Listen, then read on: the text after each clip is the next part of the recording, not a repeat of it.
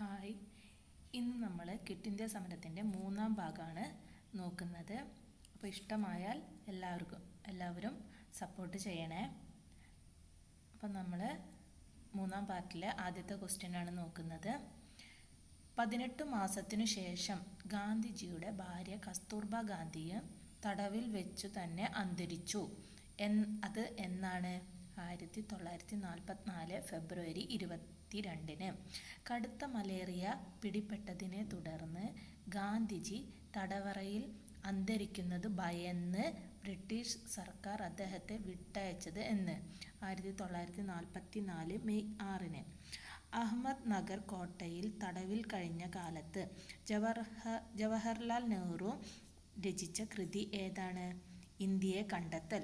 ഈ question important ആയിട്ടുള്ള എപ്പോഴും ചോദിക്കുന്ന ഒരു ക്വസ്റ്റ്യനും കൂടിയാണ്. അഹമ്മദ് നഗർ കോട്ടയിൽ തടവിൽ കഴിഞ്ഞ കാലത്ത് ജവഹർലാൽ നെഹ്റു രചിച്ച കൃതി ഏത്? ഇന്ത്യയെ കണ്ടെത്തൽ. അപ്പോൾ ആരുടേതാണ് ഇന്ത്യയെ കണ്ടെത്തൽ എന്ന പുസ്തകം? ജവഹർലാൽ നെഹ്റുവിൻ്റെ. ക്വിറ്റ് ഇന്ത്യ സമരത്തിൻ്റെ ഭാഗമായി മഹാത്മാജിയെയും മറ്റ് നേതാക്കളെയും ജയിലിൽ അടച്ചത് എന്നാണ്? 1942 ഓഗസ്റ്റ് 9. അത് മഹാത്മാജീനെ ജയിലിൽ അടച്ചത് 1942 ഓഗസ്റ്റ് 9-നും മോചിപ്പിച്ചത് 1944 മെയ് മാസത്തിലും ആണ്. ക്വിറ്റ് ഇന്ത്യ സമരകാലത്ത് ഹസാരിബാഗ് ജയിലിൽ നിന്ന് തടവു ചാടി വിപ്ലവ പ്രവർത്തനങ്ങൾക്ക് നേതൃത്വം കൊടുത്തത് ആരായിരുന്നു? ജയപ്രകാശ് നാരായണൻ. ക്വിറ്റ് ഇന്ത്യ സമരകാലത്ത് ഒളിവിൽ ഇരുന്നു കൊണ്ട് സമരത്തിന് നേതൃത്വം നൽകിയ കോൺഗ്രസ് സോഷ്യലിസ്റ്റ് പ്രസ്ഥാനത്തിൻ്റെ പ്രമുഖ നേതാവ് ആരാണ്? റാം മനോഹർ ലോഹ്യ. ക്വിറ്റ് ഇന്ത്യ സമരകാലത്ത് സമാന്തര സർക്കാർ നിലവിൽ വന്ന സ്ഥലങ്ങൾ: ബല്ലിയ, സത്താറ താലൂക്ക്.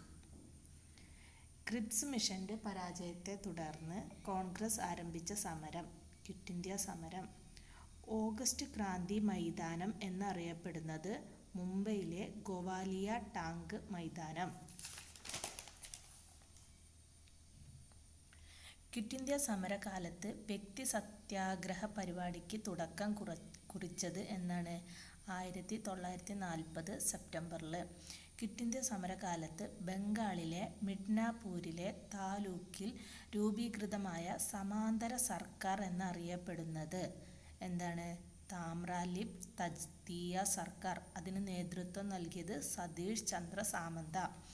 ക്വിറ്റ് ഇന്ത്യ സമരത്തെ ഭ്രാന്തൻ സാഹസികത അല്ലെങ്കിൽ മാഡ് വെഞ്ചർ എന്ന് വിശേഷിപ്പിച്ചത് ആരാണ്?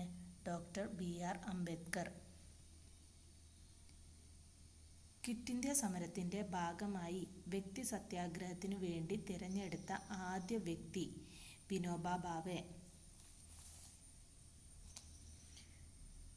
ക്വിറ്റ് ഇന്ത്യ സമരകാലത്ത് ഫ്രീഡം ബ്രിഗേഡ് അല്ലെങ്കിൽ ആസാദ് ദാസ്ത് എന്ന സംഘടന രൂപീകരിച്ചത് Jayaprakash Narayanan.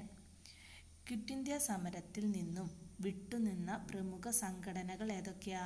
Communist party, Muslim League, Hindu Mahasabha. Quit India സമരകാലത്ത് ബോംബെയിൽ നിയമവിരുദ്ധമായി പ്രവർത്തിച്ച റേഡിയോ പ്രക്ഷേപണ കേന്ദ്രം ഏതായിരുന്നു? കോൺഗ്രസ് റേഡിയോ. ക്വിറ്റ് ഇന്ത്യ സമരകാലത്ത് സീക്രട്ട് കോൺഗ്രസ് റേഡിയോ എന്ന പേരിൽ രഹസ്യ റേഡിയോ പ്രക്ഷേപണം ആരംഭിച്ചത് ആരാണ്? ഉഷ മേത്ത.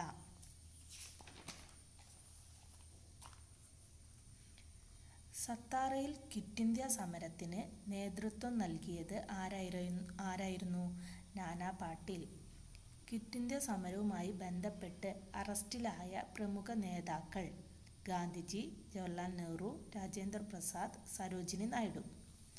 ഇന്ത്യൻ സ്വാതന്ത്ര്യ സമരത്തിലെ ക്ലൈമാക്സ് എന്നറിയപ്പെടുന്ന സമരം ഏതാണ്?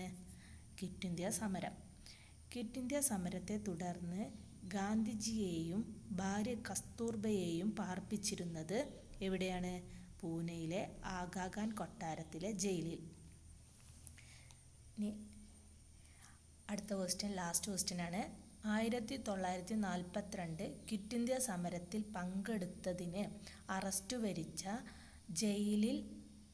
ജയിൽ വാസം അനുഭവിച്ചിരുന്ന കാലത്ത് ജയിലിൽ ദേശീയ പതാക ഉയർത്താൻ ശ്രമിച്ചതിന് മൃഗീമർദ്ദനത്തിന് വിധേയമായ ഒരു വ്യക്തി പിൽക്കാലത്ത് കൊച്ചിയിലും തിരുക്കൊച്ചിയിലും മന്ത്രിസഭാംഗവും തിരുക്കൊച്ചിയിൽ മുഖ്യമന്ത്രിയുമായി.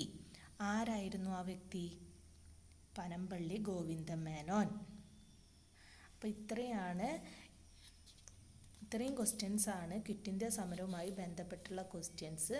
അപ്പോൾ ഇതോടുകൂടി നമ്മുടെ ക്വിറ്റ് ഇന്ത്യ സമരവുമായി ബന്ധപ്പെട്ടുള്ള ക്വസ്റ്റ്യൻസൊക്കെ അവസാനിച്ചു. ഇനി നമുക്ക് നെക്സ്റ്റ് പാർട്ടിൽ നമുക്കിതിൻ്റെ ഒരു ക്വസ്റ്റ്യൻ ആൻസർ ആയിട്ട് അല്ലെങ്കിൽ ഒരു എക്സാം പോലെ ചെയ്യാവുന്നതാണ്.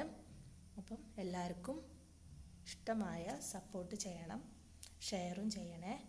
Thank you.